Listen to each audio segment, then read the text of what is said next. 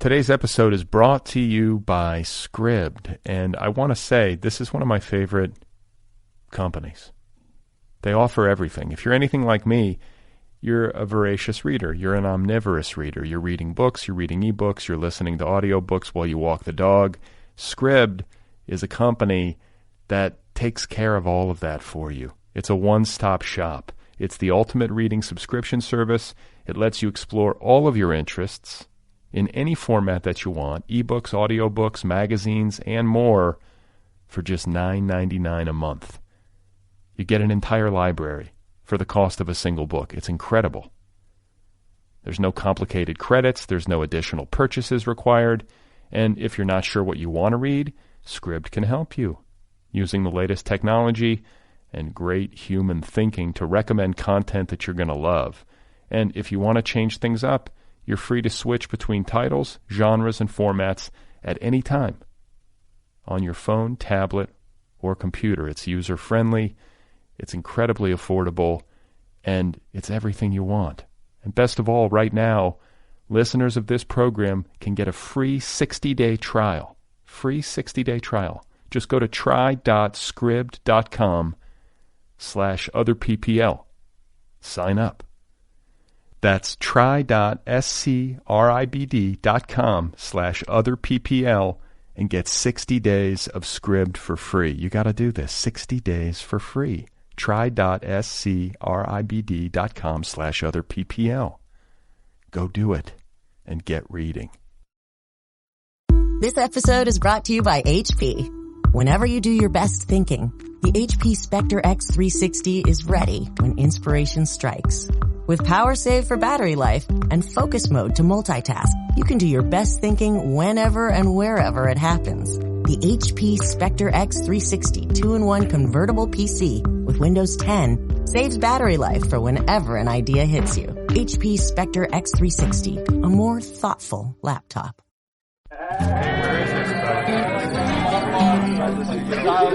All right. Hello. How you doing? This is Brad Listy. This is the Other People podcast. It's good to be with you. Thank you for listening.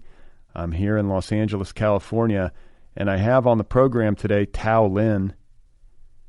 This is my fourth conversation with Tao Lin over the past decade. Tao Lin has a new novel out on Vintage. It is called Leave Society. His other books include Trip, a nonfiction book about psychedelics published in 2018, the novel Taipei, published in 2013, Selected Tweets, which was published in 2015 and features selected tweets by Tao Lin and Mira Gonzalez, as well as other books, the novel Richard Yates, the novella Shoplifting from American Apparel, and so on. Leave Society is another singular work by Tao Lin. What I always feel when I read his books is that there's nobody else on earth who could have possibly written them. And I guess you could say that for anybody who writes a book, but with Tao it feels especially applicable. He's so unique. He's such a unique thinker and a brilliant writer. And I'm very pleased to get to share the conversation with him in just a moment. Today's episode is brought to you by Farrar, Straus and Giroux, publisher of the novel Embassy Wife by best-selling author Katie Crouch. Chris Abani calls Embassy Wife, quote, an honest and complicated novel of true human beings struggling to be more than they are with less than they should have. And Natalie Bazile says that Embassy Wife is, quote, keenly observed and expertly crafted, a wickedly irresistible novel. I agree. I read this novel over my summer vacation. And it's one of those books that is equal parts intelligent and entertaining and funny. It's everything you want from a storyteller. Embassy Wife is set in the world of the United States Foreign Service in Namibia, in Africa. It's a novel that asks us what it means to be human in this world, even as it helps us laugh in the face of our foibles and our seemingly impossible states of personal affairs. Embassy Wife, the new novel by Katie Crouch, out there now from Farrar, Straus, and Giroux. So my guest today, again, is Tao Lin. He is celebrating the publication of a new novel called Leave Society, available from Vintage. And I feel like the conversations that I have with Tao on this show just keep getting better. I've gotten to know him through the years. I've read his work through the years. And I'm fascinated by his evolution as a person and as an artist. And I just feel like it's work that's right up my alley, and it's work that I think is often misunderstood and is more representative of the human experience of life as it is lived now than most books I read. It's also idiosyncratic and delightfully strange and funny and always very smart. So just great to have Tao back on the show, and excited to share news of his new book with you here. So here I am in conversation with Tao Lin, and the new novel, one more time, is called Leave Society. Yeah, I'm glad to hear that. And it was good finally getting to read a full-length book of yours. I read your novel, Be Brief and Tell Them Everything. When was that? I read it was it earlier this year? I want to say, yeah, it was like either late last year or early this year. Yeah, and I enjoyed that a lot. I felt it lived up to the title. Oh, well, I'm glad. It was good to read that.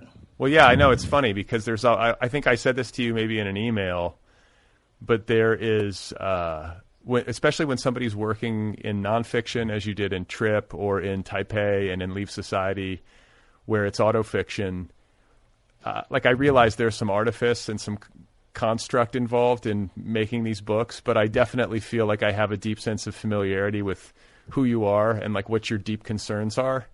I hope that's fair to say. And I imagine you have this relationship with a lot of your readers where they have a pretty deep knowledge of you and your mind and your thoughts and feelings, whereas the person you're talking with, even if there's somebody that you're friends with, there's a disparity there. So on that level, I was glad to have you read something of mine that worked in a similar vein so we could even things out a little bit. Yeah. It's always good to do that. I feel like my partner, Yuka, has read so much of my work, and she's only published barely anything, so I try to get more of her writing to read. Just so that you can have you want to have in fact, I don't think there's a better way to get to know somebody than if they've done some deep writing. Even if it's an epistolary relationship, where you're trading emails or letters with somebody, it doesn't have to be books. But I want to say, Carrie, my wife and I, we got to know one another in those early days. We did a ton of instant messaging. This was in the days of AOL Instant Messenger. And then email too, maybe. And she's really funny, just as a person, but especially in writing, and maybe especially as an instant messenger. She's got a quick wit, and so I don't know. I'm an advocate for that. I love writing letters and trading emails and all that kind of stuff. I think it's an underrated form of communication. Yeah, and I like sharing my communications with other people to my friends and partner too. And it's good being able to do that now with email. You can just forward them something instead of having to explain what you talk with a friend about. Right. I mean, not instead of, just a different, more intimate way, showing them exactly what you said. Yeah. And I think, I don't know. I feel like sometimes I'm a better writer in email than I am when I'm trying to write a book. Mm-hmm. And I feel like in some ways I can have that same feeling about friends of mine who may be excellent writers, but something about a really good email from somebody who's a good writer can be every bit as satisfying to me as a a chapter out of a really good book. I mean, it's maybe not the most common thing, but it can happen. Yeah, and your novel was so autobiographical, and it told so much about your life. It covered like 11 years or something.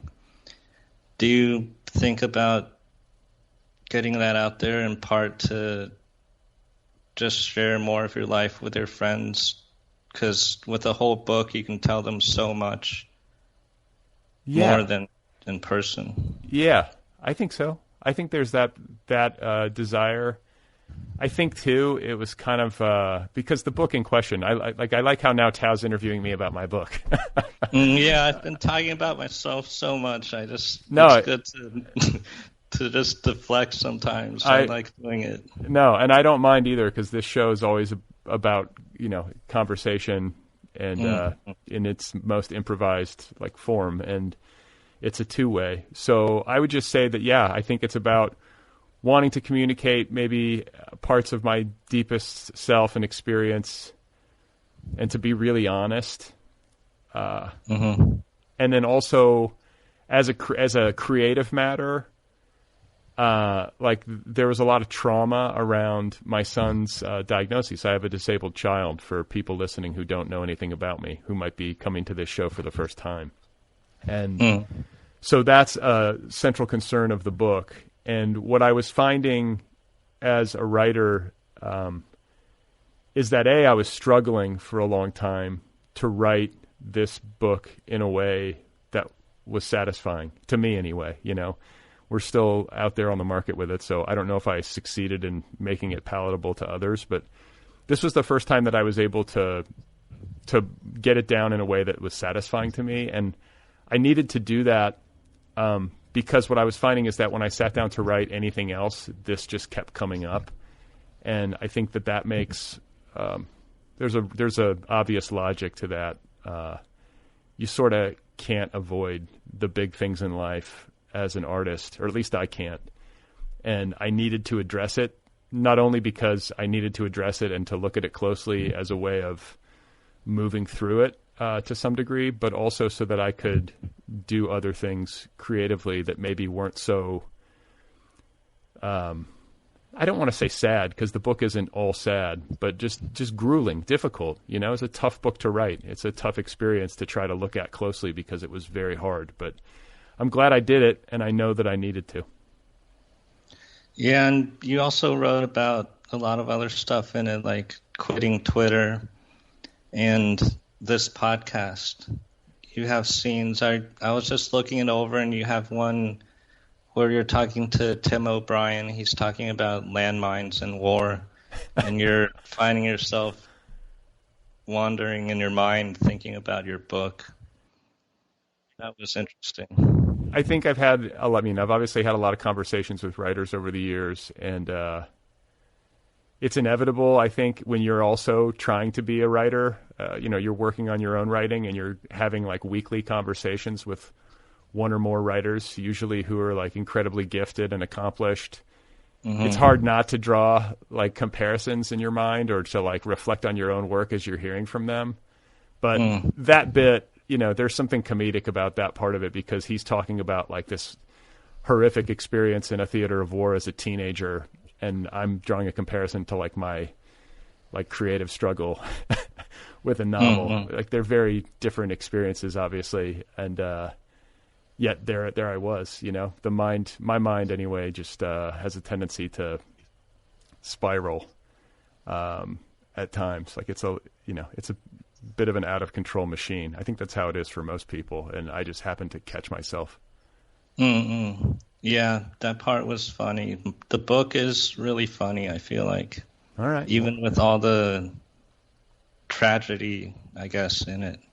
I feel like there's a lot of the same creative choices at work in your books. You have a great deadpan humor. I was reading Brad Phillips's blurb for your book, and I think he said something to the effect of, it's serious about funny things and funny about serious things. And I think that speaks to what I'm talking about, where Like I say, some of the biggest laughs I've ever had have been at funerals. Like some of my best moments, like where I felt like most human and most connected to other people. And just like, I don't know how to even describe it, have been in like the depths of real sadness, or at least in a context that is traditionally associated, with sadness. And it's hard not to notice the strangeness of that and to examine why that is. I think a lot of the bullshit falls away weirdly when you're confronted with the quote unquote worst of life. Yeah, I've also felt that focusing or learning about the worst in life can help me stop getting upset about trivial things. Like one example from Leaf Society, I write about this book, Surviving Evil by Karen Wetmore.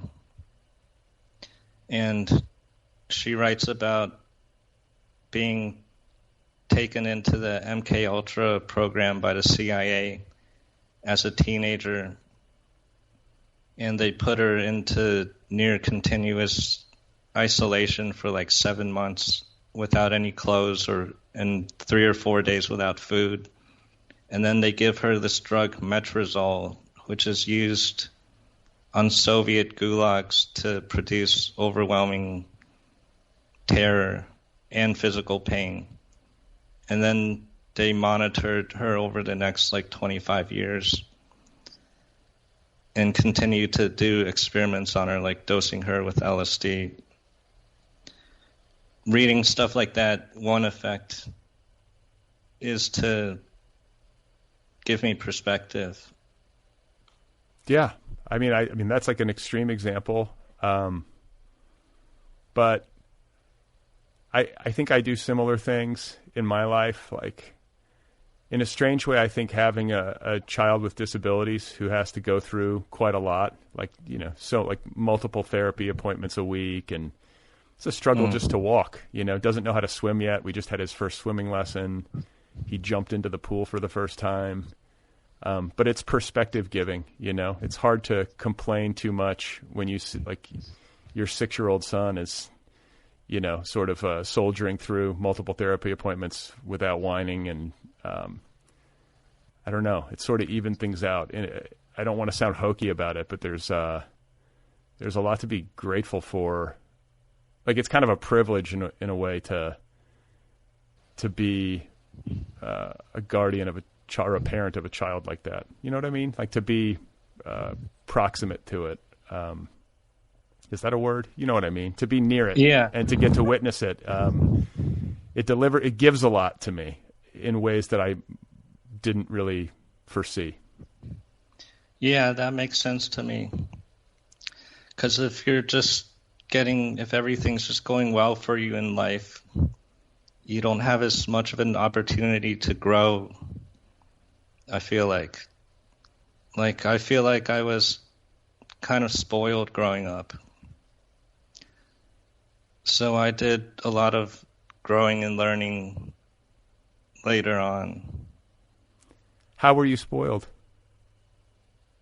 I feel like my mom just loved me a lot. And I thought she was overprotective back then. Actually, now I don't think I was spoiled. I feel like my mom did a good job. But my brother and dad would accuse my mom of spoiling me. Why do you think she was worried about you? I don't think she was worried. I feel like she was just a really loving mother. Like, I remember in middle school, I read about this in a book.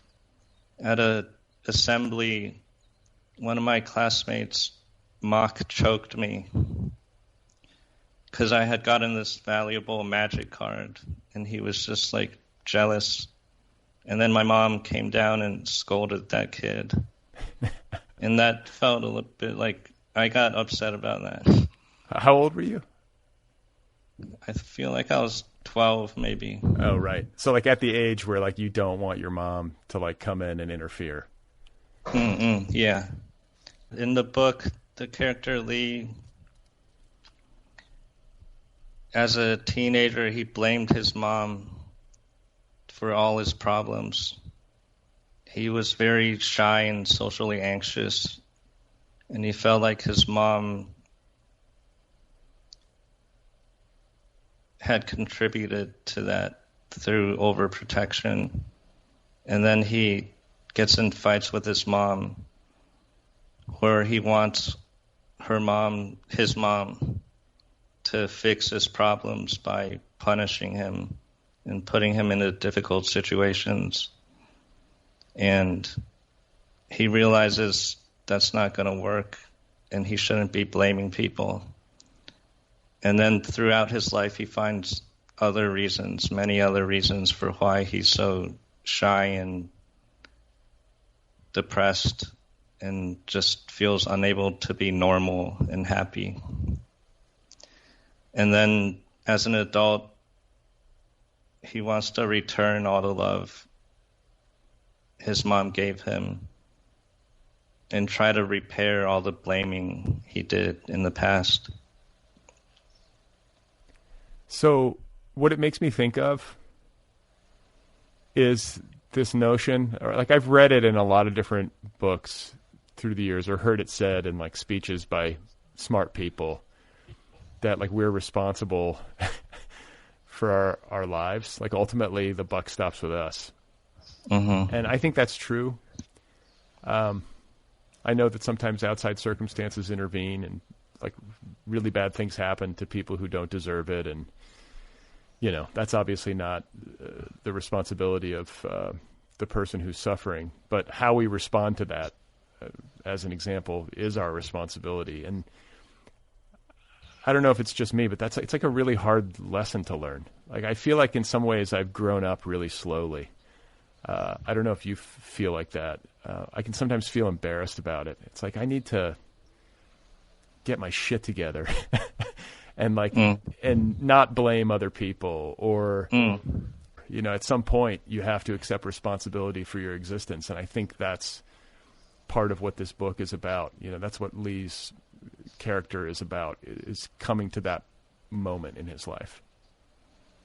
Yeah, and also finding other things, not only to blame, but to just point towards other factors for why he's unhappy.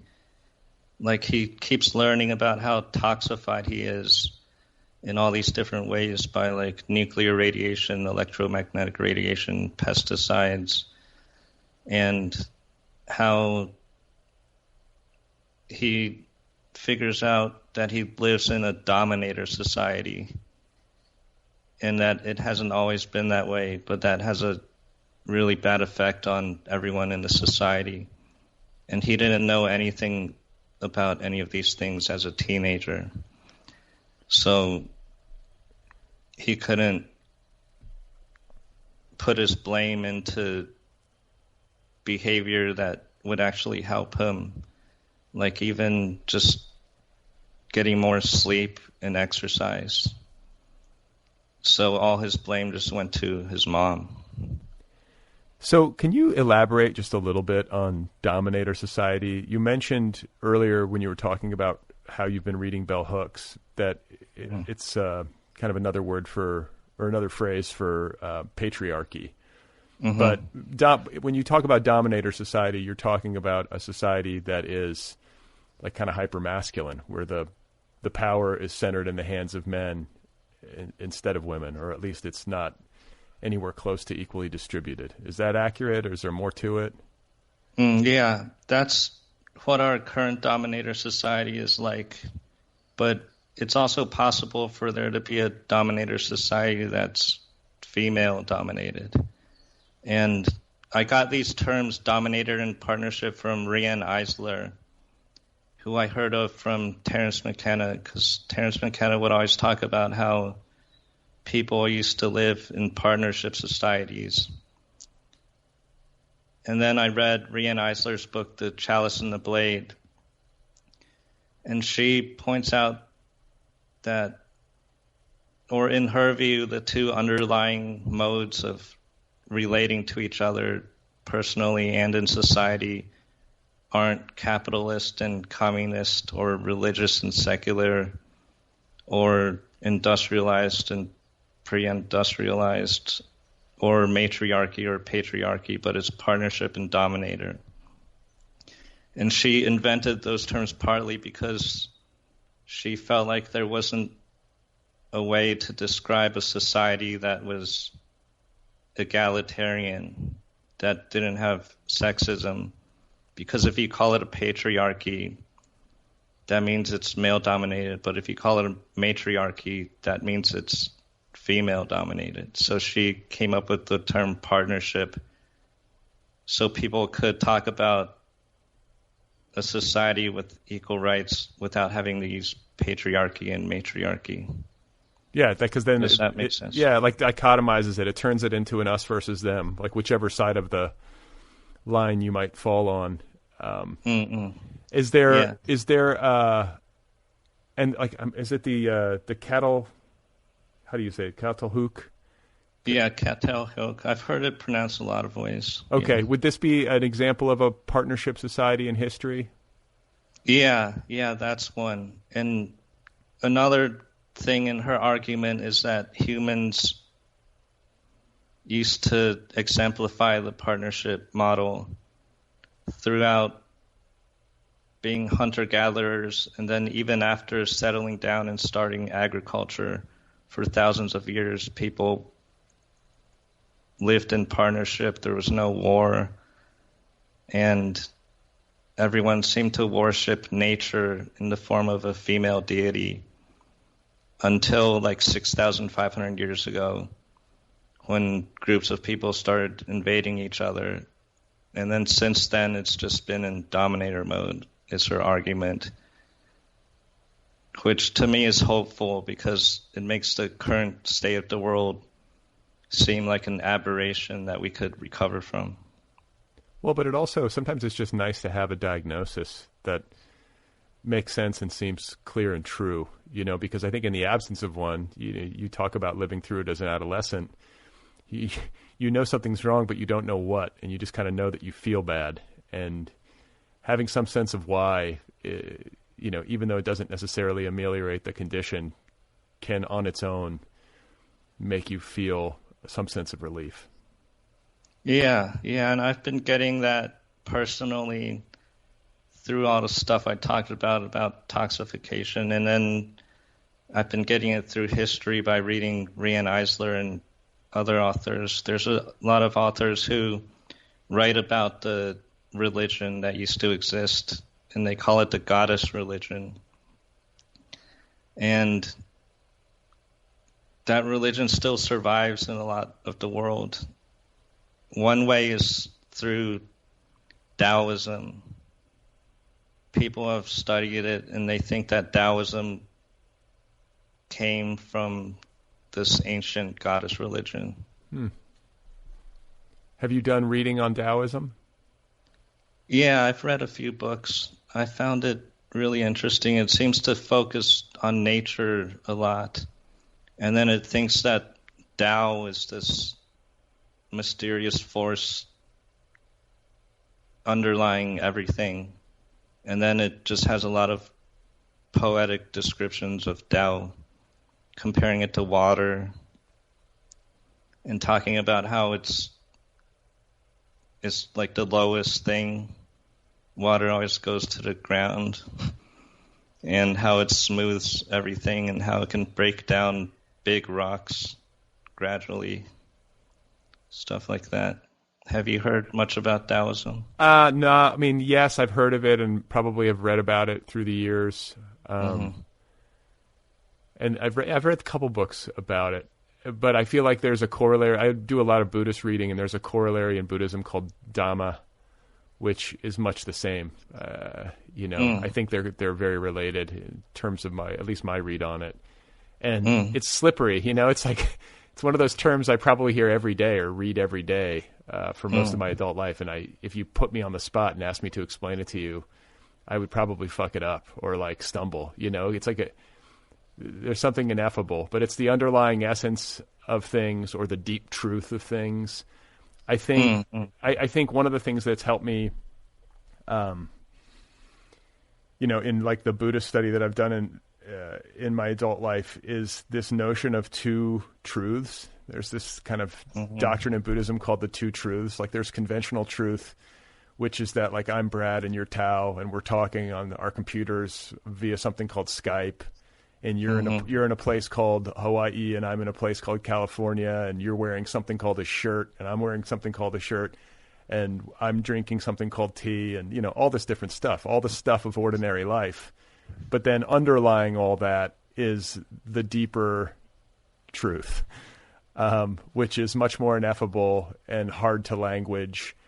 And, my psychedelic experiences speak very much to that. I think when you're in the throes of a psychedelic experience, you become very well aware of how little you know and how much more there is to reality than meets the human eye, especially the human eye when it's not like fully dilated. And, so yeah, I mean, Tao, Dhamma, the underlying nature of things, a word that comes to mind is mystery, which I think you and I both use in our books. I mean, we both, I think a lot of us, walking around sense that we're in the middle of something deeply mysterious and barely known. Human beings know virtually nothing, about what's going on.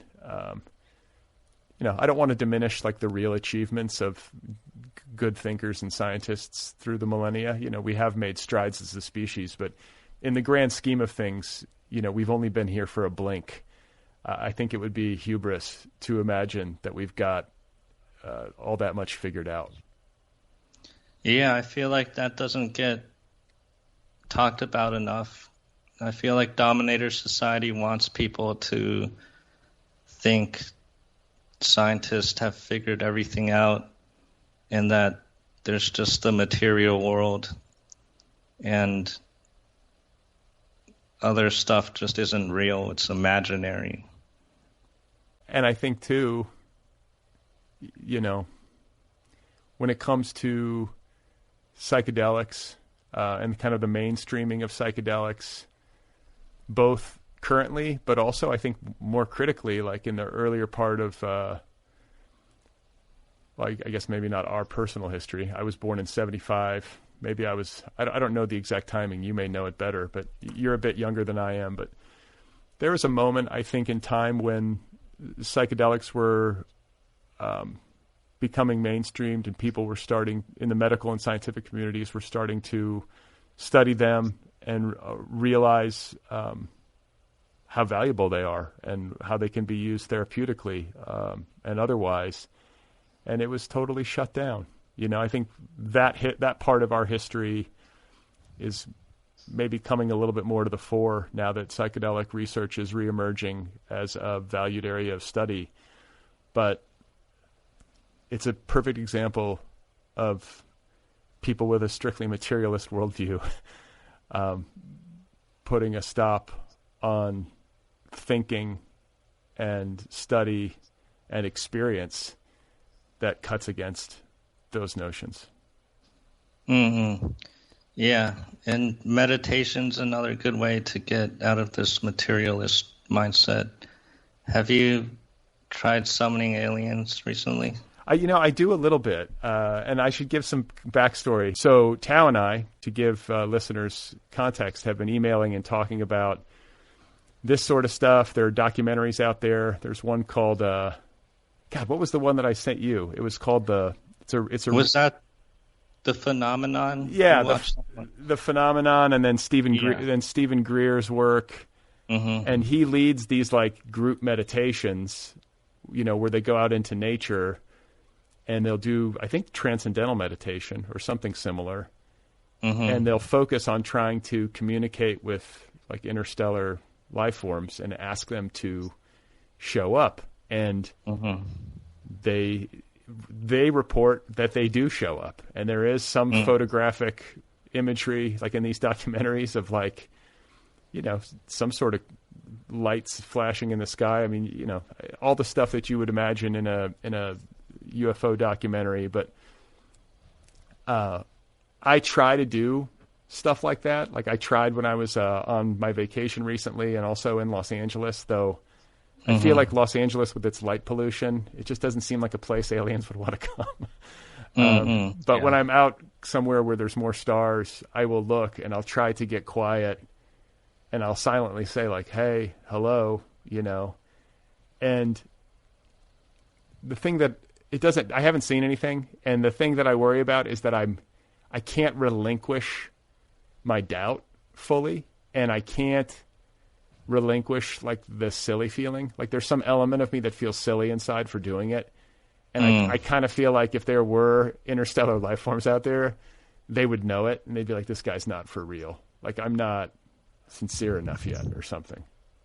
Yeah. He talks about how the biggest thing you have to do is to just believe you can do it.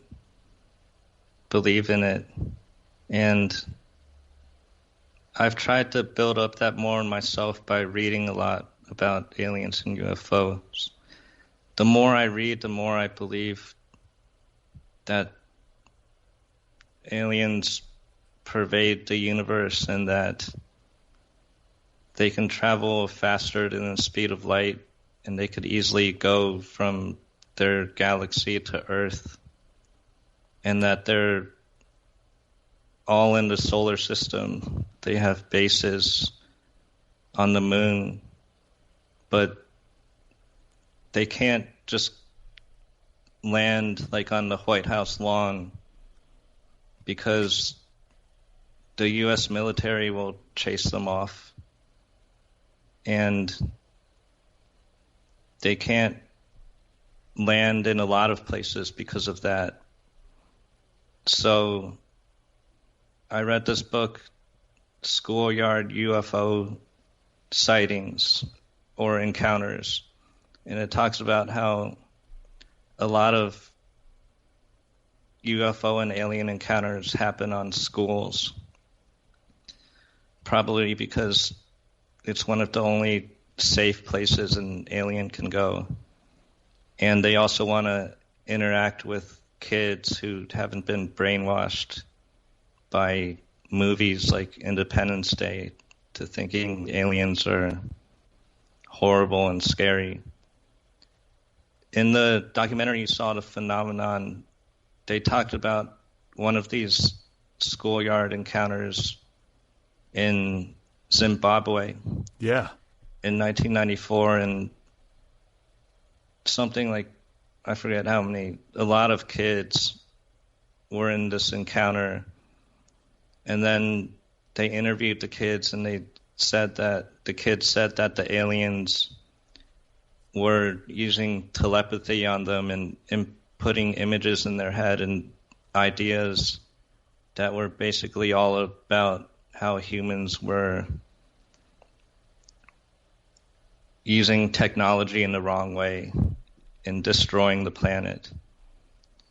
And that was really compelling to me. What did you think about that part? That was the most moving and compelling UFO-related media that I've ever taken in. Like, for people listening, they have archival footage because this did make the news. And then I think there was as well, there was a Harvard or some Ivy League social scientist of some kind who went to Zimbabwe and interviewed these kids on camera about what they had experienced. So you have the incredibly compelling and corroborative, is that a word? Corroborating testimony of all these different children interviewed individually about what they had seen. And it all, it all crosses over. Everybody saw the same thing and experienced the same general thing. And it's really hard to watch those kids talk and imagine that they are somehow part of a grand conspiracy to hoodwink everybody into thinking that they saw, a spaceship land and then actually interacted with an alien life form that had like a telepathic ability to communicate. Like one of the things that moved me was talking about how one of the kids talking about, or the kids, not just one of them, but I think multiple kids, if I recall correctly, talking about how the alien wasn't really speaking, but was talking to them telepathically, and how they all felt sad. The kids all felt like an overwhelming sense of sadness about the Earth.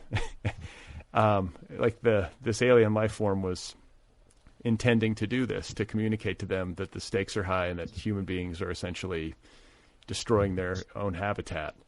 And then in this movie, The Phenomenon, because this all happened in 1994, they have an on-camera sit-down with all of these people, all of these children, whatever it is, 15, 20 years later, and nothing has changed in their account. Nothing about their testimony as adults leads me to believe any differently than I did when I was watching them as kids. It's like I think when it comes to this sort of thing, I'm inherently kind of a skeptical person, and I'm always looking for the bullshit. Like there's got to be something, some angle that I'm not considering. But this kind of like shut down those doors for me. It was like there's nothing, like there's no way that this didn't happen based on what I'm seeing here. It's just impossible to think that a bunch of school kids would concoct something like this and work in synchronicity to deliver this huge lie, and then to hold on to it all the way into adulthood. Like, what's the payoff? I don't know. They would have no motive to do such a thing. So yeah, and then what group out there would want kids to be lying about people destroying the Earth with technology? Like, it would have to be like a health food store or something. Right. Right. Those, like, if their message was that aliens are telling us that we need to defend ourselves, we need to build bigger militaries, I would believe that might be a lie, because there are militaries constantly thinking about how to get bigger budgets, and they could implant something like that. But it's not like that. And in the book I read, it talks about like 100 different incidents like these. Some of them involve way more kids. The one with the most kids was like 400 kids in Australia somewhere. And then another book I read about UFOs and aliens visiting a certain type of area is UFOs and nukes. And it talks about how nuclear weapon bases get visited a lot more than other places. And then there's a lot of testimony from people who work on those bases, and they all say that they think the aliens are warning people not to have these nuclear weapons, because in some of the cases they shut down the nuclear weapons for a certain amount of time. And to bring it back to Stephen Greer, besides leading these CE5 events, Close Encounters of the Fifth Kind, which is when you summon an alien, he also has this thing called the Disclosure Project. And since the 90s, he's gotten almost 1,000 military, corporate, and government witnesses coming out and just telling about their experiences with UFOs and aliens, ranging from people talking about being on nuclear missile bases and having aliens shoot down beams to seemingly try to scan the weapons so that they can stop any nuclear war, to stuff where people in the military have interacted with aliens and recovered bodies. And then the worst is there's people saying that not the normal government, but secret projects within the government have been hoaxing alien abductions since like the 50s to try to instill fear in the people and to create this worldwide view of aliens as a threat. That sounds, to most people, that probably sounds really crazy. It makes the Terence McKenna spore thing sound just normal. But just reading so much stuff and learning about this gradually, it's compelling to me. And then... Well, wait, so I want to ask you, I think I've asked you this before, but I feel like having witnessed you do this a bit before, like you'll get interested in a subject like Terence McKenna, for example, and a book will be born of it. And I can feel you getting interested either in email exchanges or on Twitter.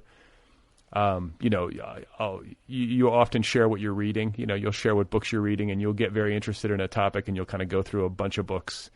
That feels like what is happening with you and UFOs and extraterrestrial life forms.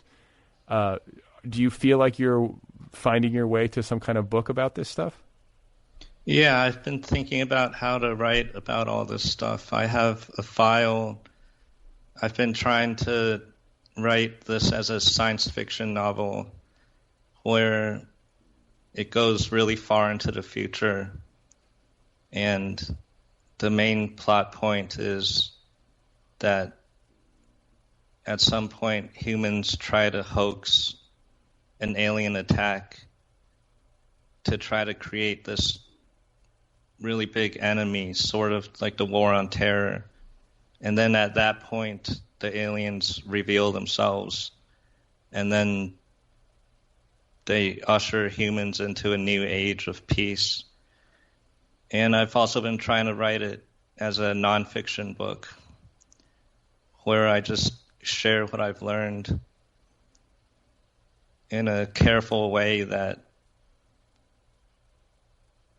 I'll still be able to publish it, because I don't think I can just write a book coming out and saying the stuff about there being secret projects, hoaxing alien abductions, and have it be published and well received, because that's just viewed as a conspiracy theory. So I have to go to the edge of what I can say while still not being viewed as a nut. Yeah, I mean that's hard.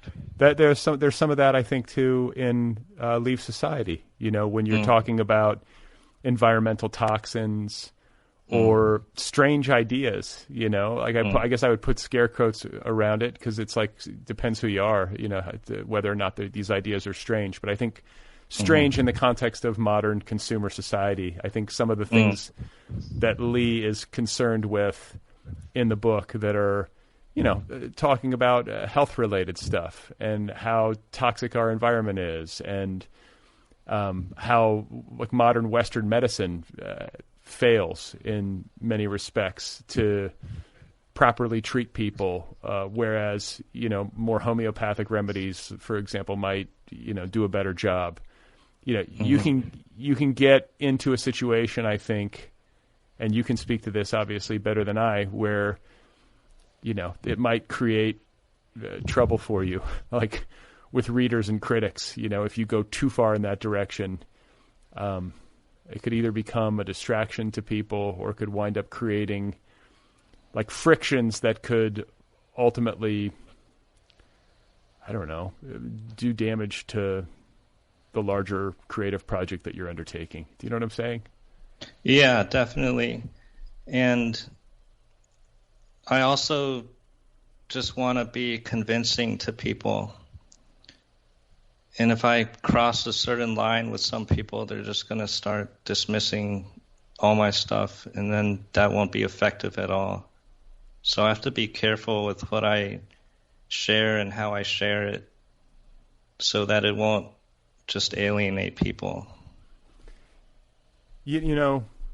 What it's making me think of, it's teaching.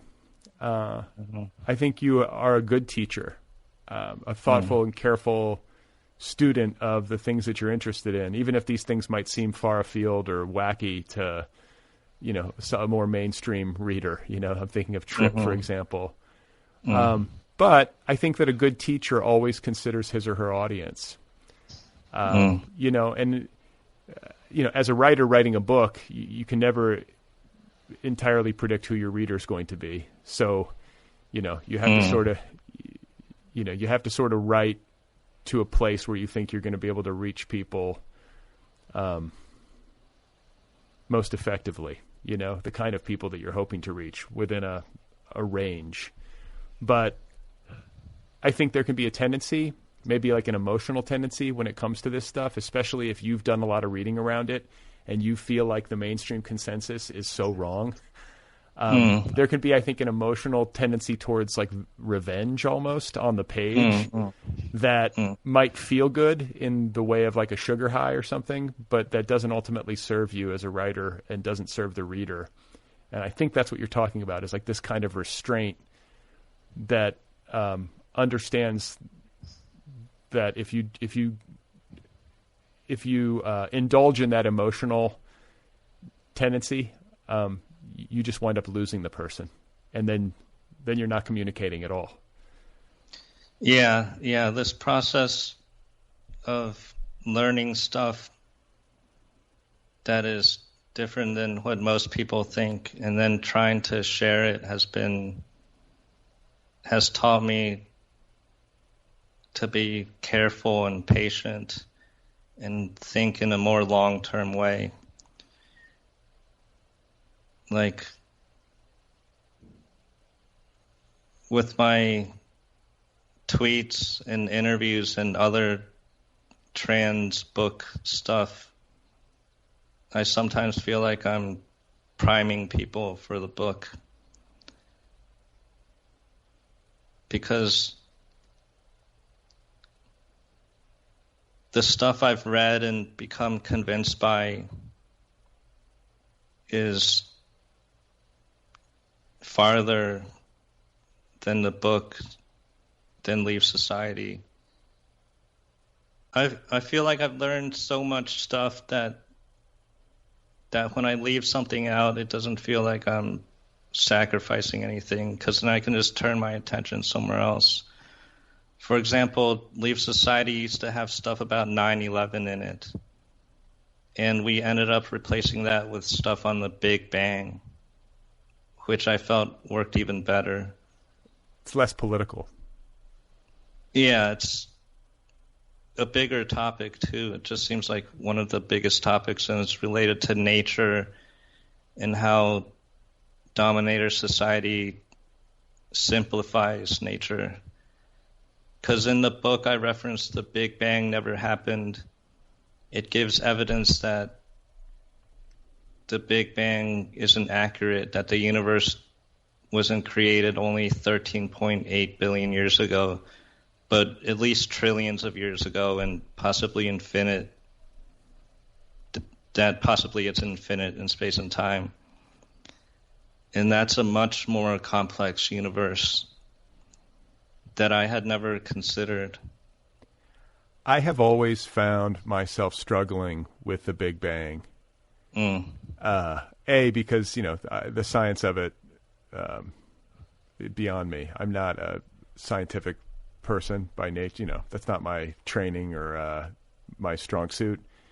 But just as like a layperson, when someone's describing the universe beginning at like a point, like it's, it's like, it's just to language it, a point like smaller than like an infinitely small, tiny little speck of nothing somehow contained incredible amounts of mass, and then in an instant it kind of exploded into the universe. Like it's just, I don't think anybody could listen to that and say, oh yeah, that makes sense. Like unless I'm missing something. It just seems unbelievable on its face is what I'm saying.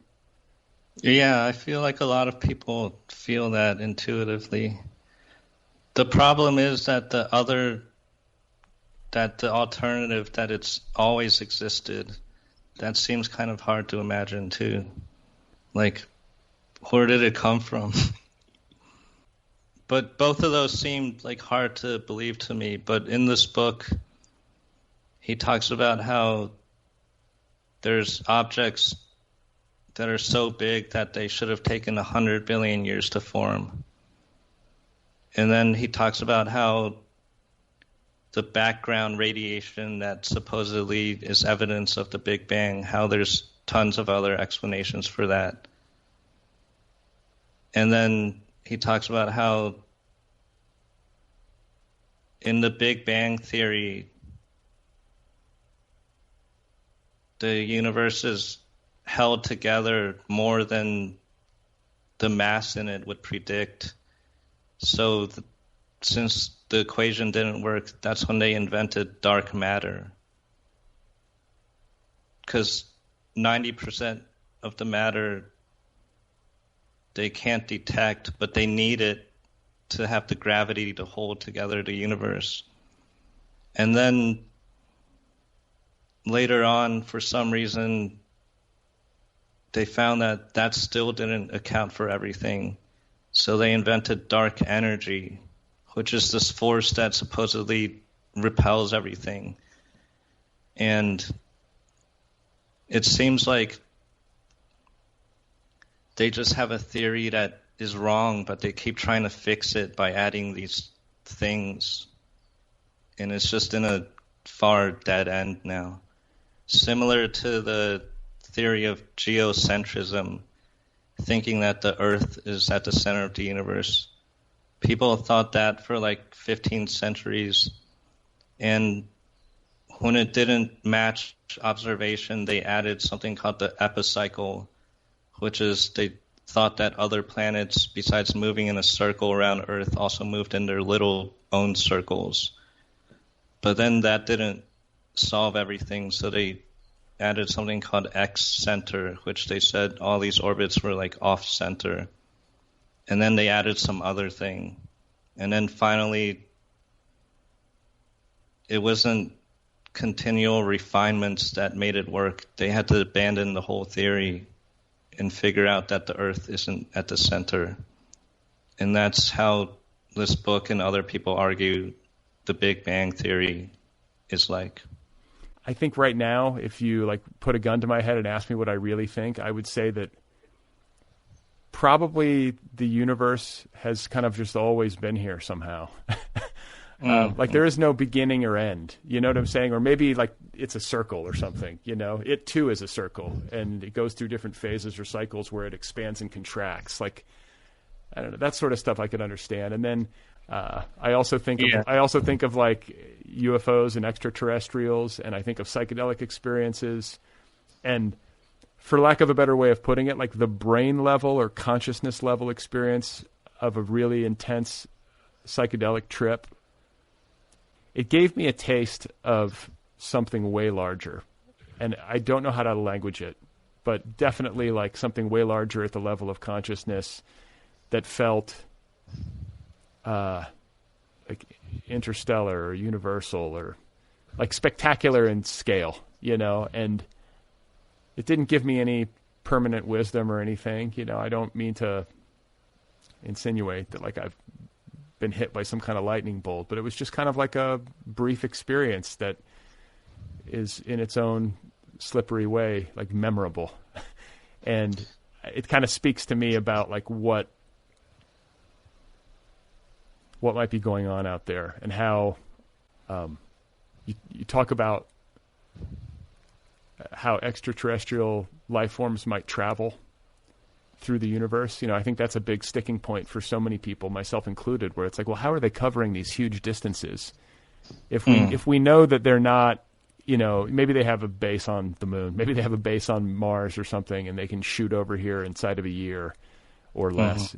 Yeah. You know what I'm saying? Like, help me out here. Stephen Greer explains how they do it. And I think it's something like just how consciousness is a higher dimension. And in the same way, if I'm on my computer, I can instantly go from Gmail to any other website. That's like how aliens can do it. like the whole universe is this lower dimension, and they can somehow vibrate with this higher dimension and then just look down at a map and choose where to go. Except Stephen Greer says that there's still some kind of drag. So the teleportation isn't instantaneous. Like the farther away they're going, the more time it takes. Somehow that made it a bit more convincing to me. But experiences with psychedelics seem to jibe with this, where on psychedelics you can feel connected to a higher dimension. And then Terence McKenna always talked about how on psychedelics you're just literally going into a higher dimension from where you can look down into any space and time. And that's what Stephen Greer is saying also, but he has never used psychedelics, he said. Why would you need to if you're him? Yeah. You know? It would be interesting though for him to like smoke DMT and see what he thought. But I think he has a bias against psychedelics, maybe. That's interesting. It doesn't make sense. It seems like he would at least have dabbled a little bit. Yeah, he never did. He started meditating as a teenager, and he writes about how he stayed away from drugs and just never got into it. I think, too, like it's worth, as we talk about Stephen Greer, you know, there might be people listening who have seen some of his stuff on the internet or have read about him. The New Yorker just did a big piece where he was part of a story about UFOs. Like, I think this has really entered the public consciousness in a broader and more serious way in this past year with the publication of that New Yorker piece. And I'm spacing on who wrote it. I forget who it was that wrote it, but it was a good piece. I really found it interesting. And then also with the 60 Minutes, there was a piece on 60 Minutes about this where, you know, Greer, I believe, was interviewed. I conflate all these different documentaries that I've seen, so I could be missing it. But certainly there were people from the military who were talking about witnessing an extraterrestrial aircraft, you know, or some sort of unidentified aircraft, like out over the Pacific, I think off the coast of California. And, you know, I think if for people who don't have familiarity with recent media or recent documentary filmmaking around this stuff, it's worth underscoring that it's not just specialists who are on camera talking about this stuff. Like the Stephen Greers or the UFO obsessives of the world, for lack of a better way of putting it. But it's like, you know, the former Senate Majority Leader, Harry Reid. There are other politicians and people from within the intelligence community and the government who, frankly, stand to lose more than they would ever gain by sitting in front of cameras and talking about this stuff. And I think that adds a compelling piece of the puzzle, you know, when you're assessing all of this. It's like if people with access to classified intelligence and military intelligence are clamoring for the release of information or are sharing information that was previously classified or hidden, like that should be, I think, significant to the rest of us. You know, it certainly added legitimacy to it for me in a way. You know, I just don't see what they would stand to gain. Yeah. According to Stephen Greer, all these recent revelations and media focusing on this topic, like the New York Times has been reporting on it, it's all misinformation in his view. Because he thinks there's a plan in place, like I've talked about, to hoax an alien attack. Which is just what I have felt compelled by after going through all this stuff. Seems plausible, like strangely plausible. You know, it seems plausible to me as a way for bad actors to consolidate power. That's what I think it seems plausible to me. Like you'd have to be. Like the level of cynicism involved in trying to undertake such a thing and like perpetrate such a thing on the rest of us is like unfathomable. Like, who are these people who could sit around going, yeah, let's do this. Like, let's fake an alien attack so that everybody will be paralyzed with fear and easy to manipulate, and we can have our way with the levers of power. But especially after going through like the last decade of the American experience, I'm prepared to believe that such human beings exist. Sadly. And then there's just the momentum of the military. I feel like people forget just how much war is a part of everything. Like right after World War II, the Cold War started. And then right after the Cold War, there were the wars in Kosovo and Iraq. Oh, Vietnam. Oh, yeah, I forgot about that. Korea, Vietnam. I mean, like it's been, I want to say it's like it's like the old Gore Vidal book, like Perpetual War for Perpetual Peace. But it's since, what was it, 1947, I believe it is, we've been at war constantly, like with maybe a couple years off. But yeah, it's like a nonstop machine. Yeah, and the military budget keeps going up. Now it's, for the U.S., the open budget is $700 billion, and it's 40% or so of the world's military budget. And after 9/11, it went up big time. And I want to say it just went up another $25 billion in the most recent. I could be wrong. I want to say I read that, but it never goes down. Like, let's put it that way. I don't think it's gone down in my lifetime unless I'm missing something. I always feel like every time I hear about it, it's going up. Yeah, I feel like it's always gone up, and by now it seems like they're addicted to having to have these major raises every once in a while. And part of the evidence for this hoaxed alien attack is from this woman, Carol Rosin. She was the spokesperson for Werner von Braun. Oh, right. Yeah, I've seen her. Yeah, who after World War II was brought over from the Nazis to work for the U.S., and he worked in NASA. And then later on, he worked for this corporation, Fairchild Industries, where Carol was his spokesperson.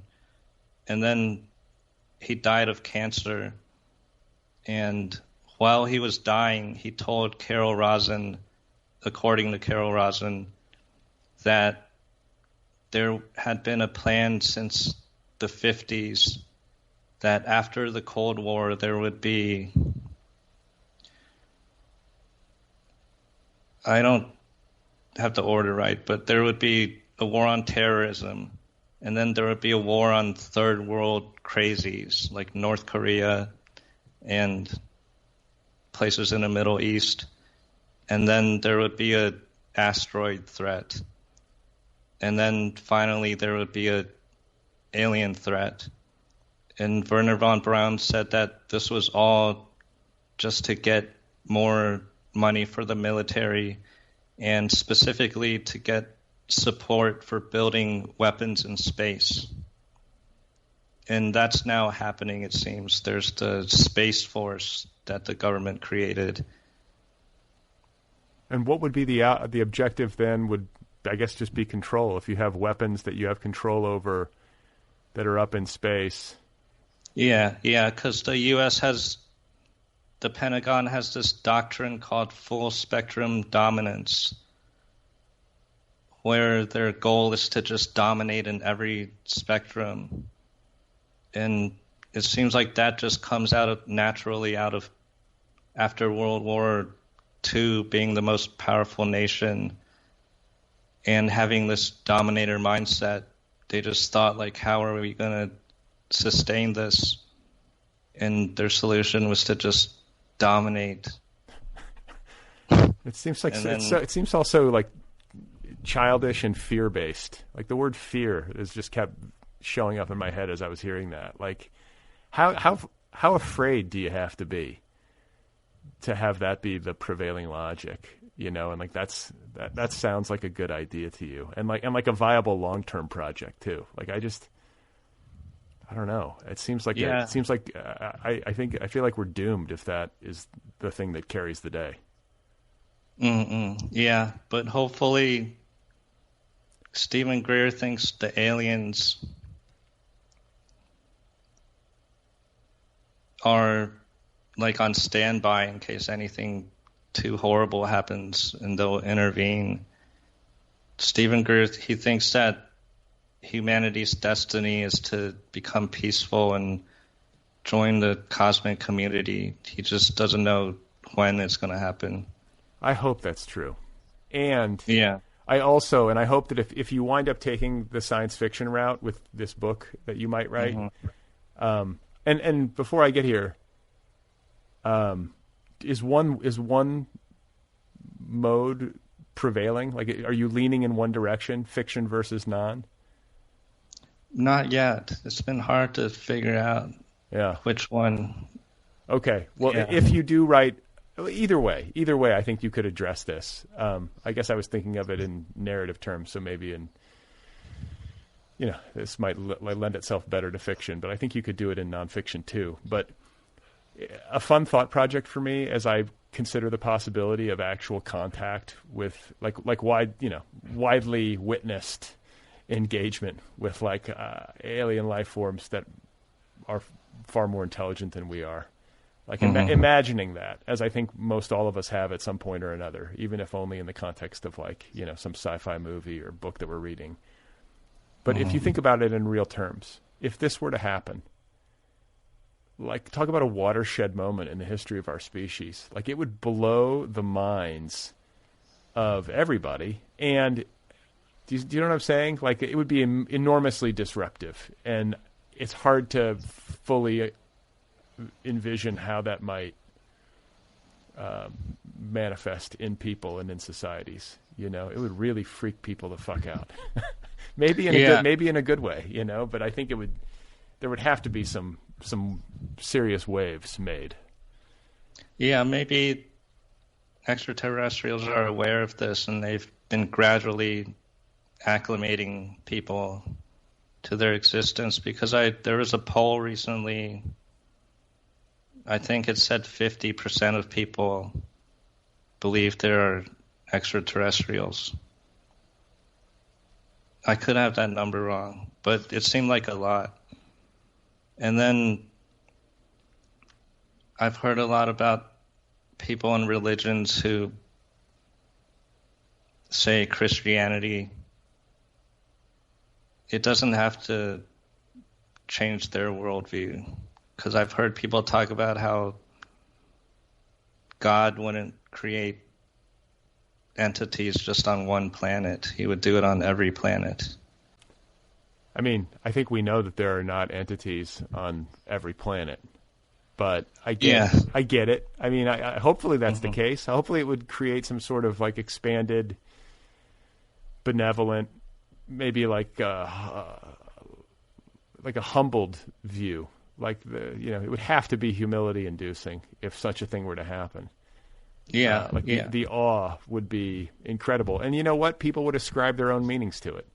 Like, you or I might be like, oh my gosh, like Stephen Greer and people who have been writing about this stuff for decades, like, they were correct, and they've been confirmed. And then I think there could be people who are from maybe a more explicitly psychedelic viewpoint who would be like, see, the spores, they prepped us and they were sent here for us to develop our perceptual awareness to a point where in our consciousness to a point where we were ready. And then there could be people from whatever religious standpoint who would view it through that lens. So, I think that would be people would I imagine would be working hard to explain it to themselves in a way that they could,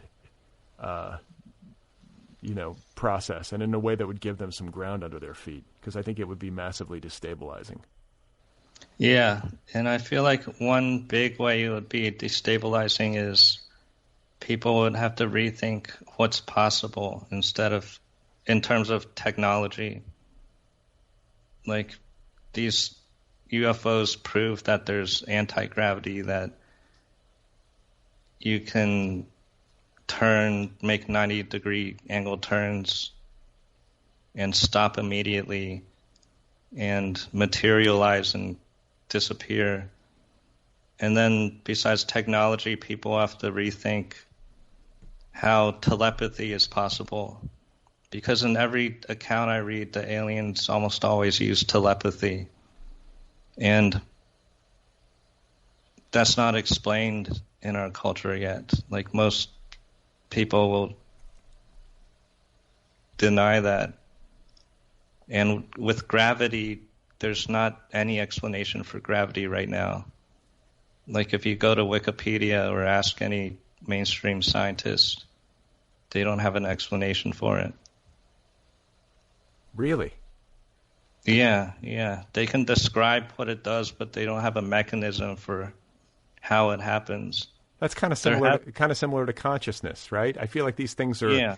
It's like a, and it makes sense that I would say really, because gravity is one of those things that at this point, you know Newton's law and the falling apple, and it's this kind of thing that's entered the common vernacular, you know? Yeah. Like, we're all consciousness, and like the collective consciousness, and these different terms.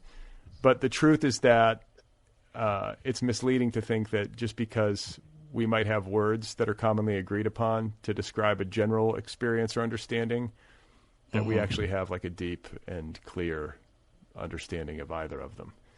And if we don't have a deep and clear understanding of things like gravity and consciousness, then how much do we really know about anything? Yeah. You know? Yeah. Well, I want to shift gears. I know we don't have forever, and I want to talk to you about a few more things. So I want to talk to you about like your creative method. I feel like you as an artist are so good at paying attention and to rendering on the page life as it is truly lived and felt and experienced to a degree that's like uncanny or certainly very unique. Like, I think there's something very singular about your work because you've done such a careful job of documenting things and rendering it in fiction. I want to hear you talk about how you do it, because I think it's worthwhile for people who are fans of your work and also for people who might be working writers or aspiring writers to hear about how you approach it, because I think you've been pretty ingenious in terms of using technology, for example, and like integrating it into your creative approach. I'll give you one example and then I'll let you sort of talk some more about it. But the dialogue in your book, in Leave Society, the conversations between Lee and his parents is unlike dialogue that I tend to see in most fiction. It's odd in some ways, but it's also like extremely true to life. It feels realer than real. And I know that you did a lot of recording of like verite recording of you with your parents. Like, you'd be hanging out with them in Taipei and moving about the city or hanging out in their apartment or whatever it is and recording. And then I'm imagining transcribing those recordings to either take stuff wholesale from those recordings and put them into fiction, or at least use them as a starting point to kind of make sure that you're accurately capturing what human conversation in that context really sounds like. Like, am I on the right trail? Yeah. With Leave Society, one way I got material was just recording me and my parents with my iPhone voice memos. And I ended up recording probably, I forget how many, maybe 100 voice memos. And I lost all of them at some point. And out of all of those, I probably transcribed 3 or 4. And they're in the book in some form. Like, I transcribed them, then edited them down. Because they were the best ones, or because you just picked 3 or 4? I mean, did you listen to them all after you had recorded them? No, there was just too much to listen to. The ones I chose, I think they were just most relevant to the book. I forget the exact process of doing it, but I've been recording stuff and using it in fiction or nonfiction for a long time. Like in Taipei, the characters are recording themselves acting in a documentary, and then later on I transcribe that. It's a scene where the characters are in Taiwan filming a fake documentary about McDonald's. And a lot of that was put in the book. And then in Trip, I recorded myself smoking DMT. And since Trip was nonfiction, I felt really that I wanted to be strictly nonfiction. So the only quoted dialogue I had in that book was dialogue I had actually recorded, I think. Okay, so obviously with Taipei, you're talking about the documentary that you shot with Megan Boyle in Taipei. I remember seeing that. I don't know, I guess you must have put it up on the internet at some point, but I remember seeing that and laughing. It was really funny. But you guys were, I think, on LSD in a McDonald's in Taipei. And then, in that instance, you both obviously knew that you were being recorded. In Leave Society, you're recording conversations with your parents, and I imagine you're not telling them that you're recording, simply because I think people might get self-conscious. And they did know, actually. Oh, they did? Yeah, and I got over that just by recording so much. Like, they wouldn't know if I was recording specifically, like, each day. And we just got so comfortable with each other that we just all forgot about it, maybe. Oh, that makes sense. But you just kind of told them generally, like, hey, I'm going to be recording possibly for a book project that I'm working on. Yeah, I didn't have to tell them for a book project. Early on, I told them they knew I was writing a novel about us, and we would even talk about it. Like in the book, there's parts where the character's mom, where they just talk about the book. Right.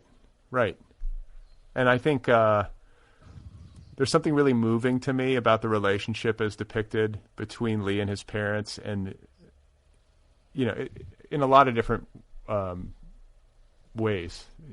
But I think one of them is the easy relationship they have with him as a creative person. There's like a sweet kind of support and tolerance. It's been and forgive me if I'm missing some area where this is not the case, because I read the book back, when we exchanged manuscripts a while back. So it's been a bit since I've read it. But that was my takeaway, like, as I recall, is that the parents are sweetly supportive. The father's like kind of amused slash fascinated, but also like at a remove, because the father is more like scientific in his bearing. But I don't know, like that whole, I guess I'm always moved when somebody has like when I see the relationship depicted between parent and child, where the child is a kind of eccentric creative person who isn't necessarily a perfect fit for the kinds of like mainstream professions and roles that most people fit into. I don't know. I find it touching. Yeah, me too. I'm glad that my parents are so supportive of me writing about us. I'm not sure exactly what led to that. Part of it is I think they were happy that I was giving them so much attention.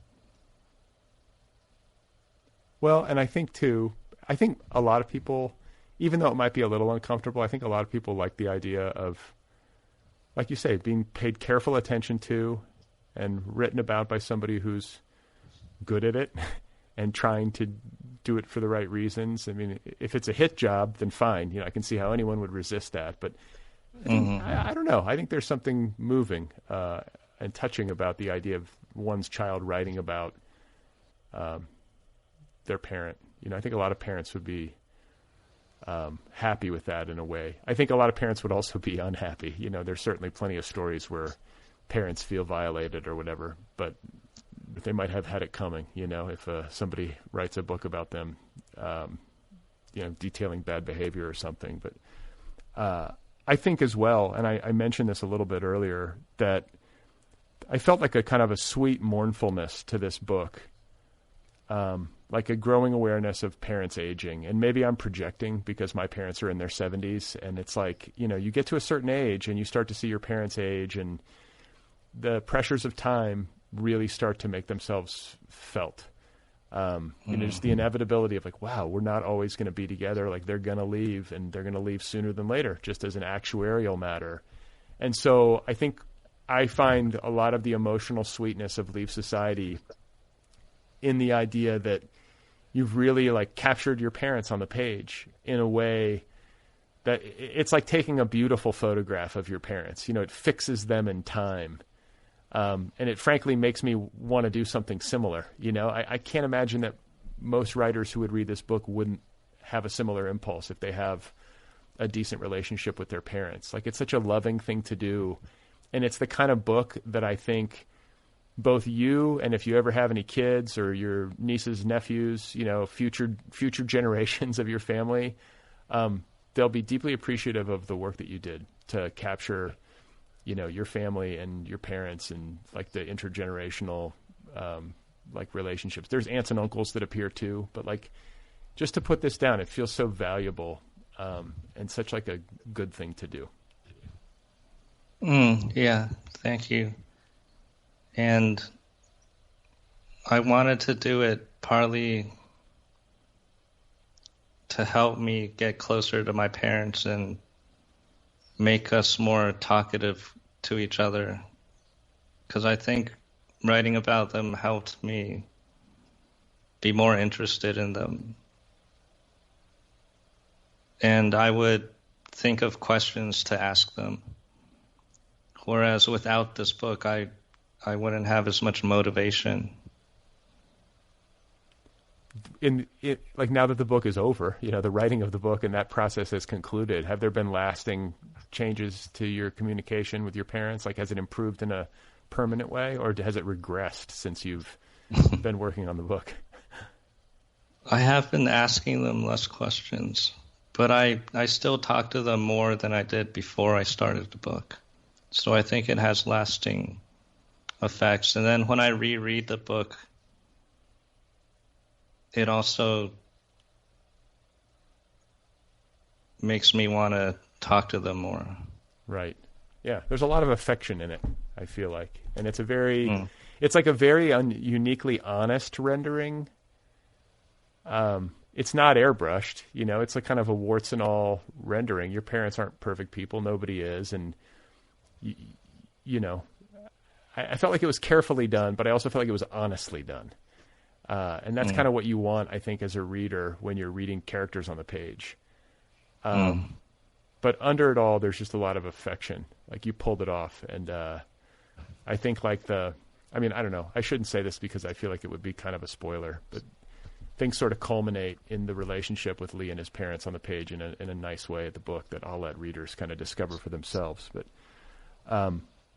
I want to talk with you about the parts of the book that deal with like health and the environment, the way that toxins, you know, have infiltrated our environment through industrialization and through radiation and nuclear power and all that kind of stuff, in ways that are largely unseen to us on a day-to-day. You know, I don't think most of us spend our days thinking about this stuff because we're too caught up in the, you know, the minutia of work and family and all the rest. But in your book, Lee is constantly diagnosing and recommending to his parents natural remedies, mostly natural remedies to, you know, aches, pains, I don't know, skin rashes, whatever it is, like there's a lot of that.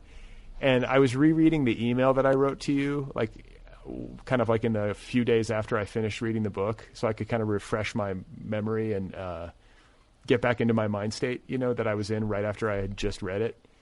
And I said to you, I was like, I think this is going to be the part of the book that critics and maybe readers, I think it's going to be a part of the book that's like most talked about, because there is a maximalism and a relentlessness to this aspect of Lee's character and to this part of the book that I think, like, I went through phases as I read. It was at first it was like, wow, okay, this is interesting. And then it was like, wow. And he's still going. Like he's still making recommendations. He's still fine, and you simply just, it never stops. And it accrues power as it goes. At least that was the experience for me. Where I found myself landing as a reader was on climate change. I felt there was something that you were saying through this character that spoke to me at that level. Like that this is a book that has deep ecological concerns, even though I think maybe some readers might view it as like, a neurotic character who's fixated to an unhealthy degree on, toxins in the environment. Like everything's toxic, kind of almost like hypochondriacal. Do you know what I'm saying? Like, I think people could read it that way. But to me, I read it like as an ecological thing. And I'm curious to know if that was your intent, if you had a similar feeling as you were writing it, or if that's just kind of like, maybe, I don't know, just me having my own experience of the book. And I feel like I barely thought about the ecological aspects of natural health because I was so focused on just the personal effect and the effect on humans. So I didn't really explore that aspect of the book, I feel like, about how humans are destroying and poisoning the earth. But I do think about that. It's just unavoidable to think about that. Because I referenced the book Silent Spring. Have you read that? No, I have not. The Rachel Carson, I think it is. Yeah. I'm familiar with it, but I haven't read it. In her book, she focuses a lot on the ecological effects of pesticides. And then she only goes a little into the effects on people. What things did you think ecologically while reading my book? Oh, I think that I think it's the force, like it's the maximalism of it. I think what occurred to me is that it had more impact on me when it comes to these kind of concerns, like these kinds of ecological concerns, than I might get from a more traditional, like nonfiction approach. It just worked on me, and I found it funny too, in a way. Because I guess maybe some part of me was just expecting you to modulate it at some point, but you made the creative choice not to. And I say that, and earlier we were talking about ways in which you worked with your editor to, switch some things up or dial things back so that you wouldn't lose readers. But in this instance, you just went full out, it felt like to me. Yeah, it's just such a big theme of the book, maybe the major theme, just trying to recover from all this stuff. First to learn about how he's poisoned and brainwashed and brain damaged and all these things, and then wanting to share it with his parents, and then wanting to do something about it. I did think about how I wanted it to be like a nonfiction book with a message and I wanted the story to support that message, make it more compelling. Yeah, and I think it did. I think like it made me, among other things, it made me come away with this really like a strong feeling of being in deep relation to our environment. You know, I think one of the great sicknesses of human beings is the way in which we feel like a disconnect from animals and plants, and you know how we don't realize that their welfare, or don't realize deeply enough to oftentimes how their welfare is directly tied to our own. And when you start really digging into all the different ways in which air pollution, water pollution, pesticides in our food supply, you know, all these different things work on us in ways that we probably, most of us, have no idea, you know, what's even going on. And I guess like part of me wonders if you ever doubt yourself. Like, do you ever feel like maybe you're spiraling, or you've taken in too much information, or maybe you've gotten carried away, or do you know what I'm saying? Like, how much conviction do you have in your beliefs? Like, do you ever, like, I feel like it would be hard to be calm in some ways if you're constantly aware of all the different ways you're toxified. Like, how do you find equilibrium? It depends on each belief. Like, I have fluctuating conviction in probably everything, every specific thing. And in the book, I feel like the character sometimes feels like he's focusing too much on how he's toxified and how he wants to help his parents, because he starts getting upset sometimes if his parents like don't listen to him. And then he knows that like that's definitely not helpful. And then the other thing he said, I do feel like sometimes like I'm reading too far into something too quickly, and then I'll slow myself down. Yeah. Something that just occurred to me as I was listening to you is like, you have a deep scientific curiosity to a degree that I think distinguishes you from a lot of writers in literary fiction. I mean, certainly there are many who have, scientific curiosity, but... Yeah, that's new for me, because Trip is my first book where I first started doing that. In Taipei, I didn't reference any nonfiction, and I didn't want to. I just wanted to write totally my own perspective. But in Leave Society, that's a big part of it, reading books and then sharing these ideas. And I like it because then I get to talk about all these different ideas. And I've been enjoying doing media for this more, because with Taipei, I would only be talking about myself, and I didn't have anything to say in the first place. But now I can promote all these ideas, and I like it. Well, it's nice too as a reader, as a reader, it's like as a writer, you get to leave kind of breadcrumb trail for your readers. I always love that, when you find out like sort of what the underpinnings of a work of fiction or nonfiction are. It's easier in a work of nonfiction because there's like a bibliography or whatever, but some of the best books I've read have been ones that came to me when I realized that they were like source material or inspiration for a novel that I really liked, and you found a way to sort of like leave those, what do they call them now? Easter eggs? Like that, isn't that the more contemporary term? It's like a way of leaving Easter eggs throughout your book for discerning readers to kind of follow up and go deeper.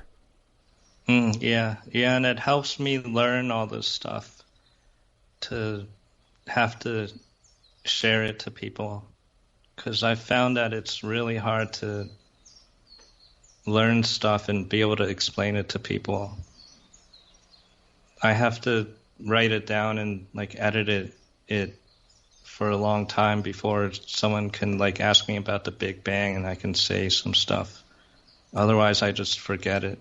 So can I ask you about the word NG? And I don't even know how to pronounce it, so I need to. When you're saying mm-mm, are you saying mm-mm? Is that what it is? I'm just guessing, but like in the book, in Taipei, there's just like kind of funny passages where you're talking about this like monosyllabic expression that is common in Taiwanese or in I guess is that the word? What's the word that it would be? Mandarin. Mandarin. Okay.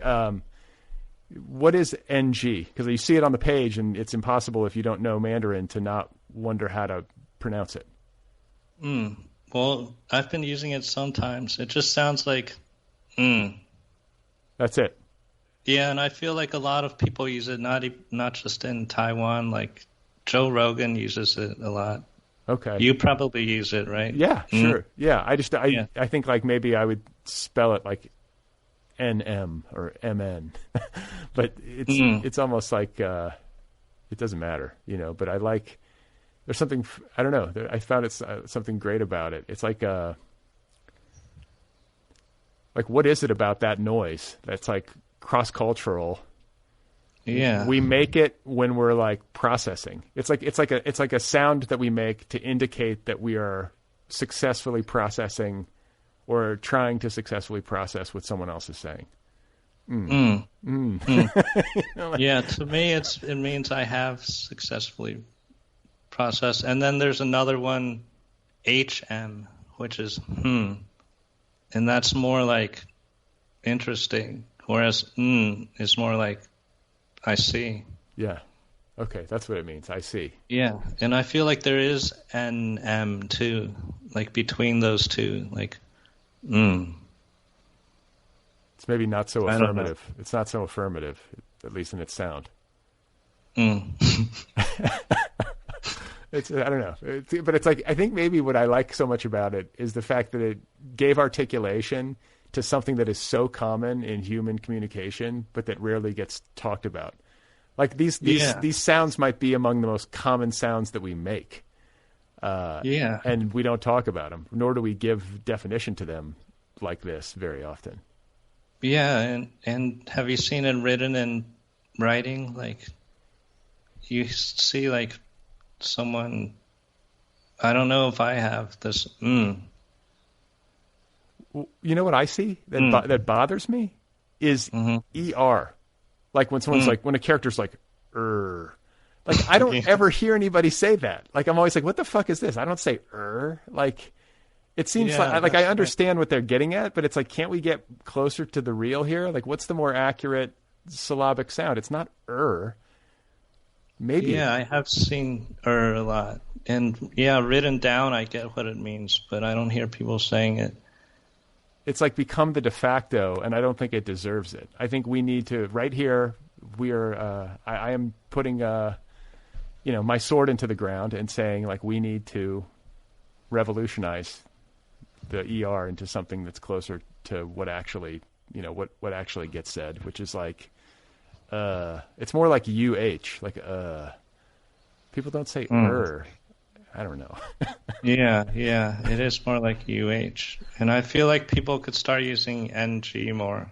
I love it. And I think that, like once I heard you say it, I guess like I was like, I didn't know if there was some sort of unique pronunciation, specific to Mandarin or something, but it's just, Yeah. And it happens on podcasts a lot. I think I do it to like, it's just a way of signifying. I think I do it all the time on this show when people are talking, just to sort of like make a noise to make sure they know that I'm following. Yeah. And then some people will say like, absolutely. But if you don't want to say something that long, you can just go, All right. It's a more efficient way of saying it. Yeah, I think so. So I want to talk Let me see. With the time we have left, I want to talk about leaving society. I don't mean to be cute, but I know that, you have left New York City, where you lived for a long time. You now live in Hawaii. You've spent a lot of time in Taiwan, but you made a big move, like geographically, that carries with it a lot of lifestyle changes. I mean, you can't get much more different than where you're living now on the Big Island of Hawaii compared to like living in Lower Manhattan. Like the big difference. And I guess I just want to hear you talk about like maybe the ways that it's impacted you. I think a lot about where to live. People who listen to this show consistently know this. I've been musing about this for the entire lifetime of this show, and I've never left Los Angeles.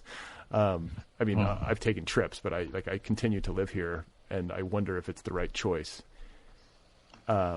You made the choice to leave like a really urban environment and to live somewhere that's closer to nature, much quieter, like really beautiful, like I guess tropical environment.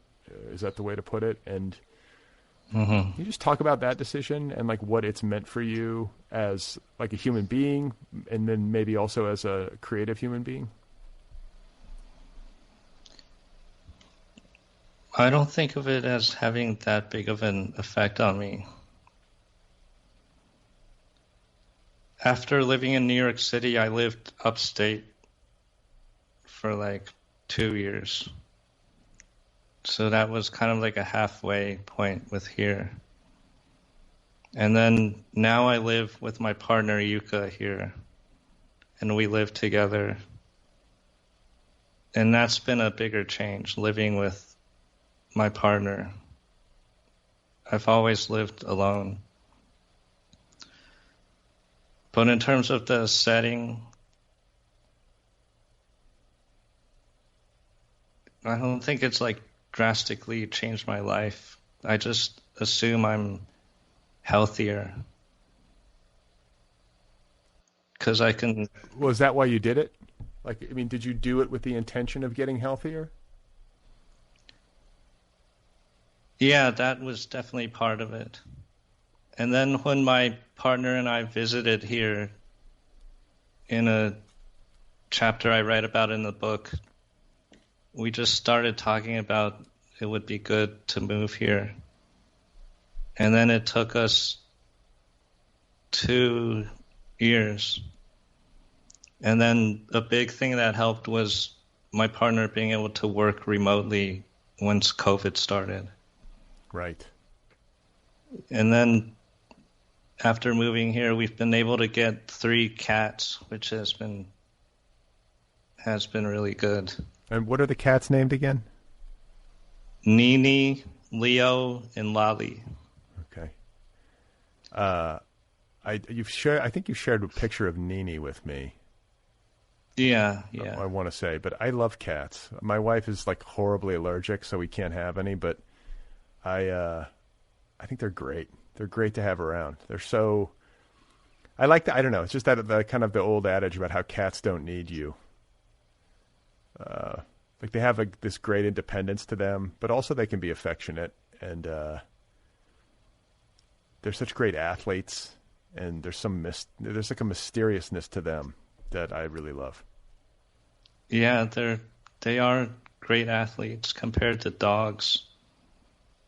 And then sometimes they just seem really stoned, like they're dogs, but really stoned. And they just seem creative. They're always doing something new. And one of our cats acts like a dog, sort of, Leo. Like if we see him in the yard and call out his name, he'll sprint back at us. So do you your book is called Leave Society. You turned away from living in like this really crowded, like the capital of the world, New York City. Like, are you in retreat from anything? There's nothing. Is there not much to that? Like in terms of you making this choice to go to Hawaii? Like, I'm overthinking it, or like projecting? Yeah, that's definitely part of it, changing my physical location. But I feel like a bigger part is changing what culture I consume and just how I relate to other people. And just dominator culture generally, trying to leave that. And that's there no matter where I live, I feel like, on the internet or in stores and just in my own interactions with people. Even in Hawaii, like you notice it much the same as you did in New York? Yeah. Mostly just online. Like my online experience is exactly the same here or there. You haven't changed your online habits, like your internet habits, since you moved to Hawaii? Like, was there any decision, like, I'm going to be on social media less, or I'm going to read paper books more, all the stuff that we try to do to get healthier mentally around that stuff? There has, but it's been on its own time frame, overlapped with moving here. Like I started doing that way before moving here, wanting to change those things. Do you think you're going to stay there for the long haul? So. Yeah, probably. Well, I love the Big Island. In conversations I've had with people over the years about like Hawaii, like whenever they're like, well, what island should I go to? I always say the Big Island, which I don't feel like is the popular choice. Most people say Kauai or Maui, but I love the Big Island. It's such a beautiful and like strangely varied from like a geological and topographical standpoint. There's so much there, you know. There's so many different like microclimates, and the volcanic side of the island is like, talk about extraterrestrial. Like it's so beautiful and just like otherworldly. Yeah, I think Northern California is good too. I've visited there a few times. Haven't you thought of moving there? Yeah, it's just so expensive. It's like that's the problem. Like I think Northern California is paradise. I mean, my family actually lived there in the 1970s when I was 2 and 3 years old. For my dad had a job transfer that took us out there for a couple of years, but that was it. That was the time to be there. You could live in San Francisco relatively cheaply. You could afford a home on a single salary in suburban San Francisco. Like those days are done. So you essentially have to be really wealthy to be able to exist there. Those tech companies and all the money and their big employee bases have just like sucked up all the real estate and driven the prices high. I have more than a dozen friends, probably maybe even more than that if I counted it out, who've had to leave. For those reasons. It just has become untenable to live there unless, you're really fortunate or locked into some great tech job or something. Yeah, it seems similar for Hawaii. The Big Island is a lot cheaper than everywhere else. Oahu is like as much as New York City. Yeah, I can imagine. I'm sure, it's limited real estate, right? But yeah. The Big Island is cheaper than the others? Yeah, significantly cheaper. There's so much land here, and more people have been moving here since the pandemic, and the prices have been going up a little. Sure. All right. Well, maybe I'll move there. I'll have to think about it and try to talk to my wife and sell her on it. But yeah, could be good. Yeah, I've just I think it's also worth underscoring that like no matter where you go, you bring your head with you.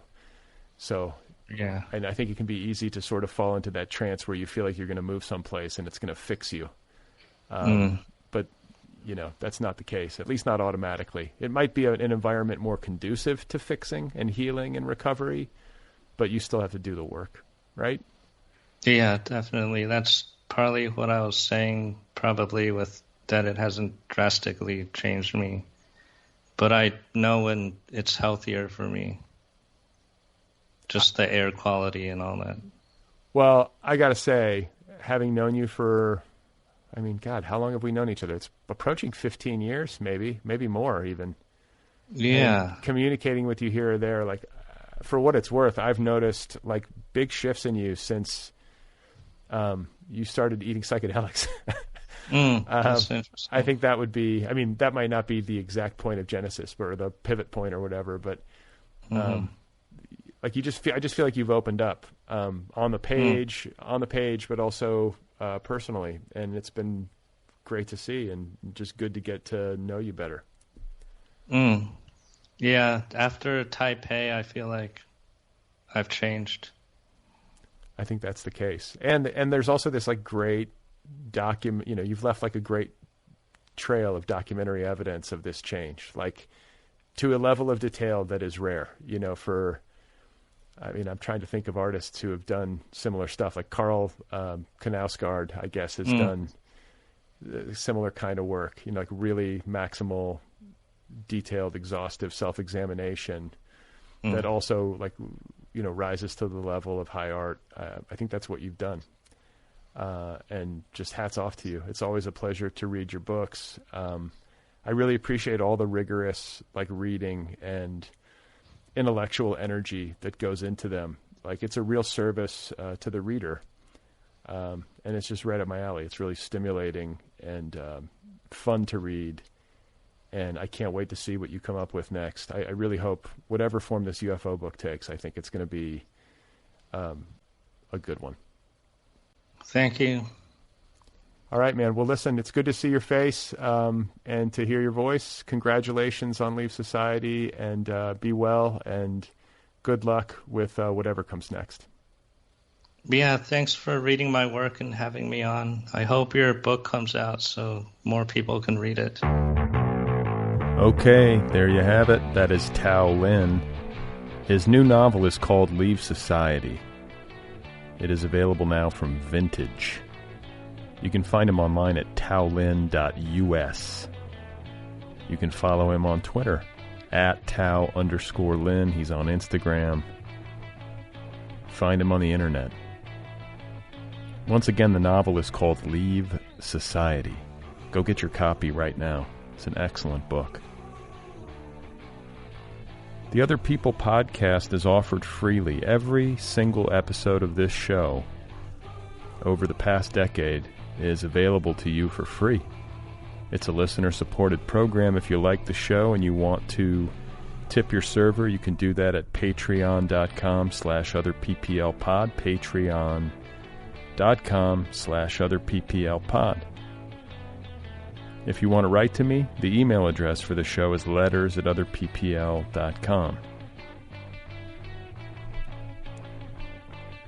If you want to get merchandise, just go to the show's website, otherppl.com. Click on the T-shirt in the left sidebar. Get yourself a T-shirt. The Other People podcast has its own official app. It, too, is free. It's available where apps are available. Go get the Other People with Brad Listy app. It's a nice way to listen to the program. So, what am I forgetting? Oh yeah, you know, with regard to the Patreon for this show, you can support the show for as little as $1 a month. There are different tiers, just so you understand. And as it goes up, you can get stuff. If you support the show at a certain level, you can get a T-shirt or a tote bag or a coffee mug, a book club subscription, all sorts of different things. I'm not exactly sure who my guest is going to be next week. We're going to live in mystery. I recommend Leave Society. You should read it. It's one of those books that makes your mind larger. All right?